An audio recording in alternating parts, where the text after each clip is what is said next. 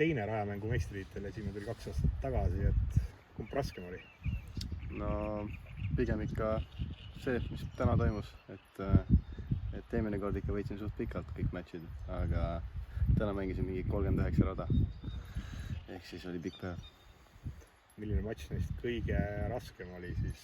Kas see, mis finaalis tuli 3 lisarada mängida või poolfinaali 1 lisarada? No pigem poolfinaal isegi, ma arvan.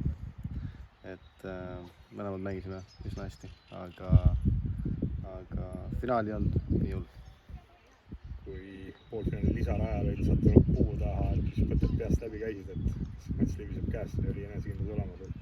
No ütleme nii, et nagu inimesed ütlevad, et puud on 90% õhk, nii et lõin puude vahelt ilusti, lihtne.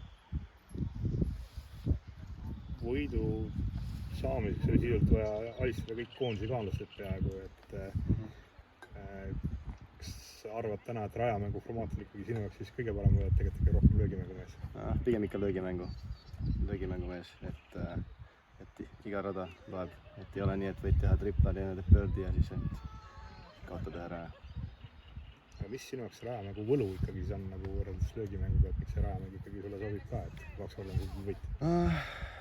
No ei tea, kuidagi ma olen hästi kaugel, ehk siis mul on hästi fun mängida matchplay'd, kuna väga ei oma tähtsust, kas ma teen tupla või pöördi või et saan lihtsalt drive'i vajutada kogu aeg ja see on suht fun.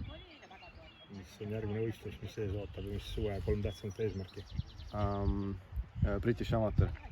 Nüüd varsti lendame Iirimaale, siis Iirimaalt läheme otse Inglismaale British Amateuri mängima ja 3 eesmärki see aasta.